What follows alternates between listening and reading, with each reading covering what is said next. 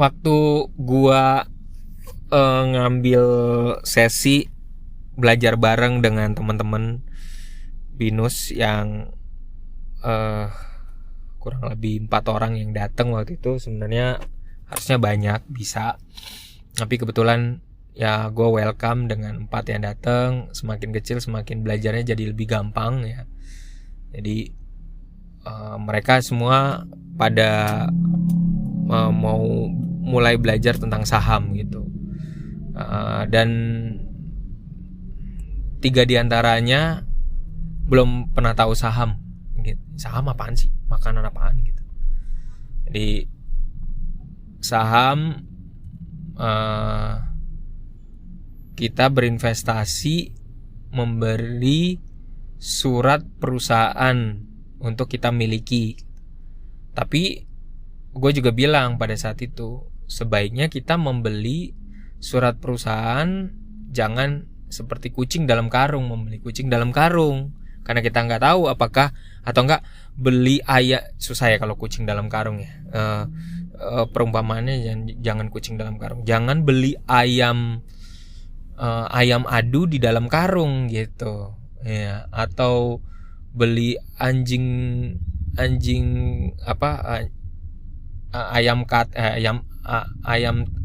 tarung ya, atau bebek hias dari dalam karung gitu. Jadi kita nggak pernah tahu bentuknya.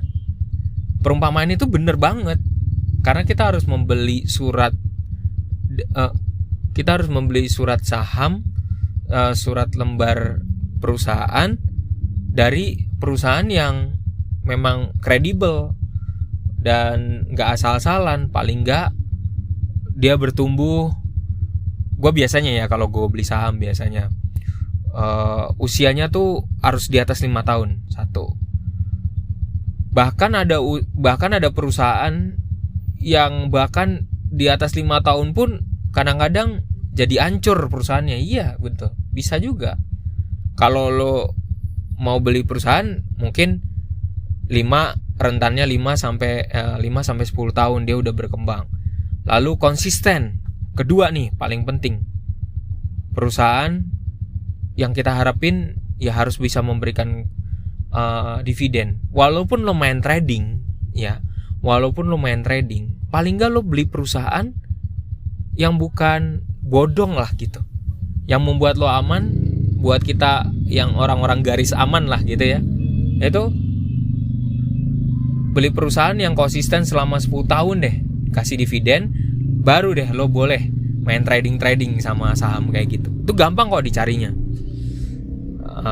Terus kemudian gue kasih tahu mereka caranya nyortir. Sekarang aja saham ya, jumlah saham untuk di Indonesia sendiri itu ada sekitar udah 900-an. Banyak banget orang dengan cepat, sekuritas dengan cepat untuk memunculkan IPO baru gitu. Tapi kita belum tahu kinerjanya, kan itu hanya orang dalam aja atau orang terdekat yang tahu kinerja aslinya perusahaan itu atau umurnya perusahaan itu gitu. Kita orang-orang retail yang kecil-kecil gini, kita nggak tahu kondisi yang sebenarnya dari perusahaan itu. Maka kita beli sesuatu yang pasti aja gitu. Pasti biasanya bank, biasanya energi, ya kan gitu. Tapi usianya yang udah lama dan memberikan dividen, konsisten memberikan dividen. Ada IDX, gue juga ajarin, ada IDX HIDIF 20. Itu 20 saham yang memberikan secara konsisten dividen. Tapi gak perlu yang mahal-mahal juga, ada juga yang murah, tapi kita harus pelajari. Nah, kita cari nyortir, gue ajarin pakai investing.com. Jadi saham yang dari 900 itu bisa langsung kesortir mana nih yang gak pernah kasih dividen. Jadi munculin aja yang kasih dividen. Nah, baru setelah nanti kita udah dapetin tuh pakai investing.com, setelah itu cari yang sesuai dengan budget kita. Lo budget lo berapa? 1 juta. Budget lo berapa? 500.000. Budget lo berapa? 2 juta gitu. Nah, cari di invest, cari sahamnya yang konsisten sesuai dengan budget. Terus kemudian dipilih saham itu, dicek in dulu setiap sahamnya, bener nggak nih sahamnya ini konsisten dividen. Nggak usah nyari saham yang buat tradingan lah, bodong-bodongan gitu. Nggak usah cari yang gitu dulu. Cari yang masuk akal buat kita, yaitu cari saham yang murah namun tetap memberikan dividen. Menurut gua ini cara yang masuk akal, lebih masuk akal.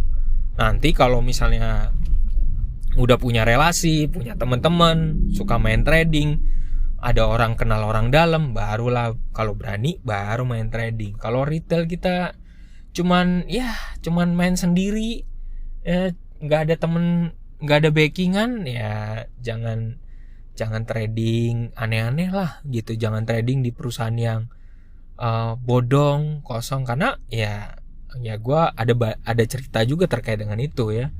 Jadi jangan maksain diri ke situ. Lebih baik ke hal yang pasti aja. Pilih perusahaannya 5 tahun atau sampai 10 tahun udah berkembang umurnya, terus kemudian selalu bagi dividen gitu. Perhatiin dividennya, dividen yieldnya perhatiin. Kemudian perhatiin juga kinerjanya konsisten nggak, kan 20, perhatiin di tahun 2020 dia kasih dividen apa enggak gitu. 2021 kasih dividen apa enggak. Karena kenapa? Karena itu kunci penting pada saat itu terjadi COVID dan ada perusahaan-perusahaan yang tidak membagikan dividennya gitu. Jadi perhatiin aja itu ya. Oke. Gitu aja, semoga bermanfaat ya teman-teman. Untuk satu website untuk ngecek pasar dana, untuk ngecek reksadana dan saham untuk ngecek emiten ya, satu website yang penting lo tahu untuk ngecek sekali lagi saham dan reksadana adalah pasardana.id, karena data di situ jauh lebih lengkap gitu. Mungkin dugaan gue sekuritas pun akhirnya memakai data di situ. Lo jadi member, lo bayar jadi member, padahal sebenarnya ya perusahaan sekuritas juga ngambil datanya dari situ. Atau member trading, member yang lain ya ngambil datanya juga dari situ. Nah, gue kasih gratis deh untuk baca-baca ya. Semoga membantu. Salam dari gue, Lembu Tamu. Selamat beraktivitas, tetap keep healthy, tetap banyak senyum, banyak bersyukur, and sampai ketemu di podcast gue berikutnya ya. Thank you.